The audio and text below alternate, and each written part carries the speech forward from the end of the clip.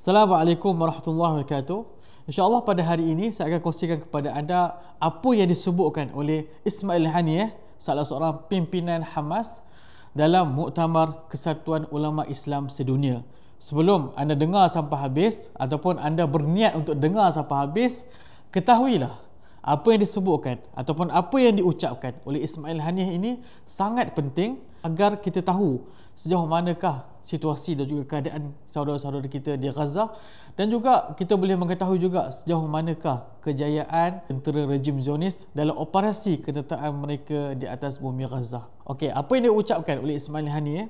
Pertama sekali beliau menyebutkan bahawa perjuangan Palestin bagi membebaskannya, bagi menyucikannya daripada penjajahan Zionis dan juga bagi untuk menyelamatkan rakyat Palestin, ia disokong, disertai dan juga diketuai oleh golongan ulama. Jadi perjuangan Palestin ini dia tidak jauh dengan perjuangan Islam.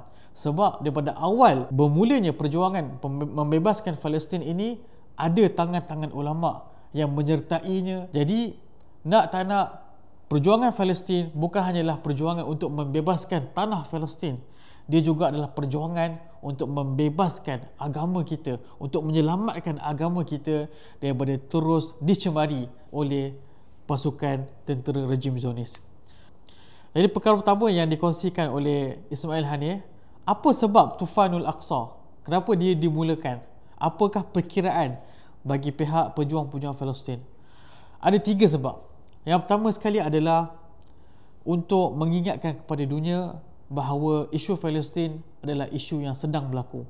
Sebab memang dah banyak dah usaha-usaha yang dilakukan oleh pihak-pihak musuh bagi melupakan terus, bagi bahkan berbincang tentang two-state solution pun dah tak ada dah.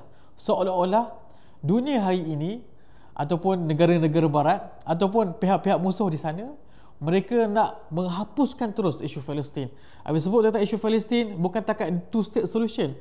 Dia hanyalah bumi untuk orang Yahudi sahaja. Sampai tahap itu keadaannya. Jadi, Tufanul Aqsa adalah untuk mengingatkan kepada dunia bahawa isu Palestin adalah isu yang sedang berlaku dan ia memerlukan perhatian dunia. Itu yang pertama. Yang keduanya adalah negara Zionis ini sedang ditadbir oleh hukamu mutatarrifin, oleh pemerintah-pemerintah yang ekstrim dalam agama. Mereka ini adalah parti-parti politik yang betul-betul mempunyai ideologi dan juga pemikiran Yahudi yang sangat ekstrim. Bahkan mereka ini terlibat dalam merancang untuk meyahudikan tebing barat, untuk meruntuhkan Masjid Al-Aqsa, untuk mengeluarkan orang Gaza daripada tanah air mereka. Dan mereka ini terlibat sama bagaimana untuk mematikan isu Palestin sepenuhnya. Sebab mereka ini beriman bahawa isu Palestin ini mesti dihentikan. Masjid Al-Aqsa mesti diberikan kepada orang Yahudi.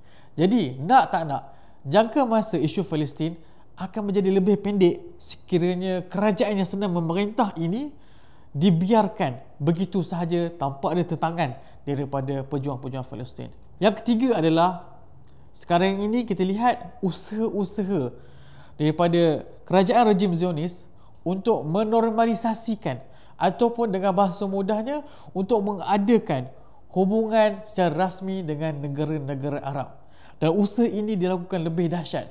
Usaha ini dilakukan lebih kerap, di mana adanya ziarah-ziarah daripada sama ada daripada Amerika Syarikat ataupun daripada negara rejim Zionis ini ke negara-negara Arab. Dan ini apabila ia dibiarkan begitu sahaja dan sekiranya berlakulah hubungan rasmi antara negara-negara Arab ataupun negara-negara Islam dengan kerajaan rejim Zionis, maka ia akan menggelamkan ataupun dia akan menguburkan lagi. Atas 3 sebab ini, pertama untuk mengingatkan dunia bahawa isu Palestin masih belum tamat. Yang kedua, bagi melawan kerajaan yang ekstrim dalam agama Yahudi. Yang ketiga, bagi mematikan usaha normalisasi ataupun usaha mengadakan hubungan rasmi dengan negara-negara Arab. Maka pihak-pihak pejuang memikirkan bagaimana untuk melawan perkara ini, bagaimana untuk menghadapi perkara ini.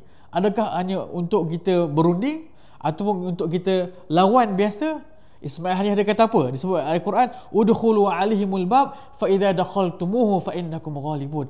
Maka masuklah ke pintu Baitul Maqdis itu. Kalau kamu masuk, maka pasti kamu akan menang. Ini adalah ayat yang menunjukkan kaum Nabi Musa ketika mana mereka diperintah untuk masuk ke Baitul Maqdis, dan Nabi Musa mengatakan kepada kaumnya, masuklah ke Baitul Maqdis tanpa rasa takut. Kalau kamu masuk dengan cara berperang, dengan cara yang berani, kamu confirm akan menang.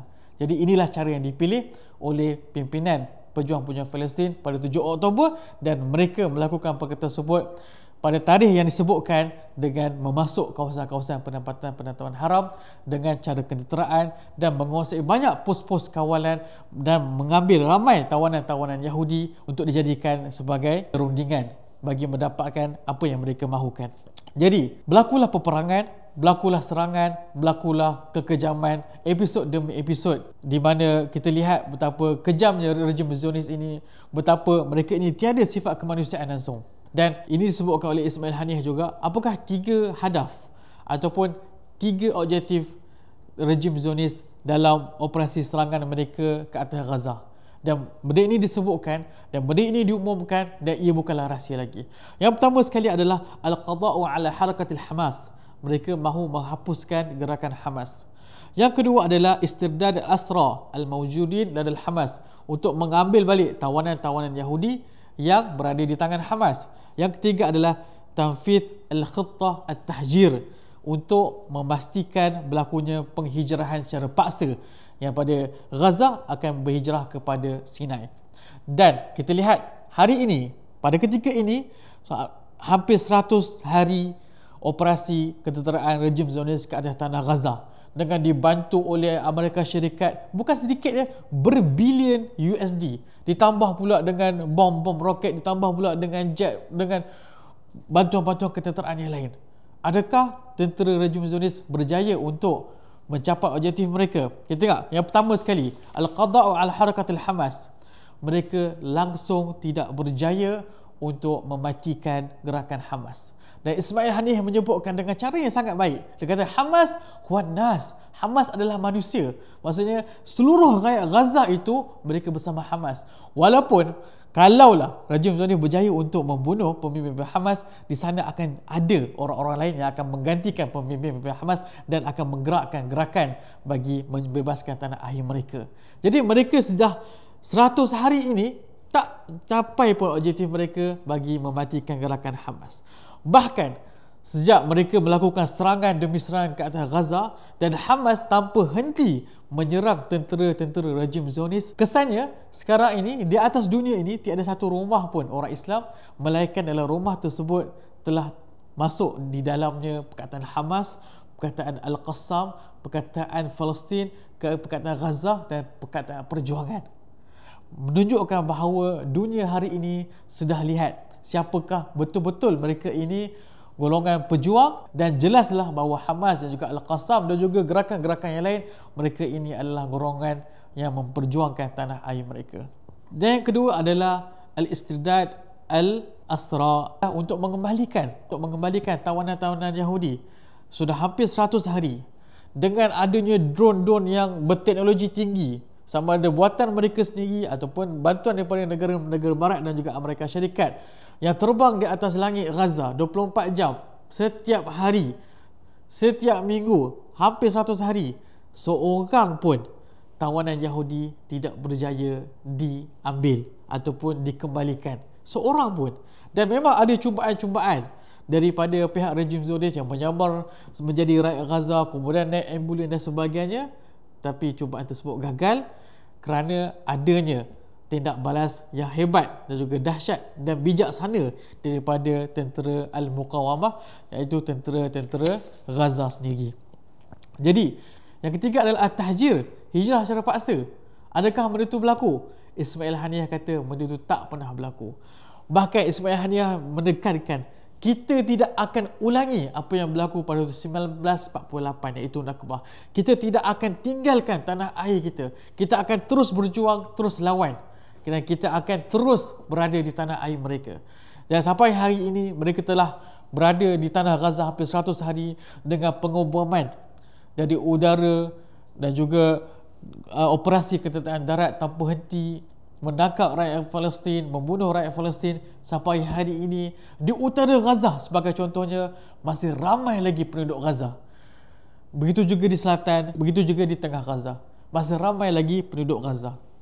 Jadi ketika tiga objektif ini, mereka tentera rejim Zionis masih belum capai lagi walaupun hampir 100 hari. Satu perkara lagi yang ditekankan oleh Ismail Haniyeh adalah keadaan kemanusiaan di Gaza sangat-sangat teruk. Memang tidak ada perkataan yang boleh menyifatkan keadaan kemanusiaan di Gaza. Penduduk Gaza di sana tiada makanan, tiada rumah, tiada tempat tinggal, tiada air, tiada apa-apa yang boleh menjadikan mereka boleh hidup seperti normal, seperti orang biasa.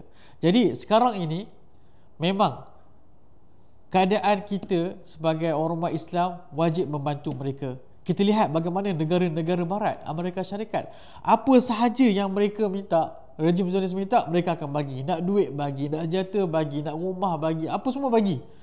Tapi kita sebagai umat Islam seharusnya lebih lagi membantu orang Palestin seperti mana musuh-musuh di sana membantu antara mereka. Jadi jangan kita melupakan rakyat Gaza, teruskan membantu mereka, teruskan doa untuk mereka. Dan dari segi kewangan sangat-sangatlah penting sekiranya kita mampu untuk bantu mereka, sebab Al-Quran sendiri menyentuh tentang pentingnya jihad dengan wang. Dan banyak lagi sebenarnya perkara-perkara yang dikongsi oleh Ismail Haniyeh. Saya harap anda boleh lihat ucapan penuhnya selepas dapat terjemahan penuh, ataupun kalau anda ada versi dalam bahasa Arab, anda faham bahasa Arab, anda boleh tonton sampai habis. Dan semoga perkongsian ini dapat memberikan manfaat, dan jangan lupa subscribe Aqsa Sharif. Assalamualaikum warahmatullahi wabarakatuh.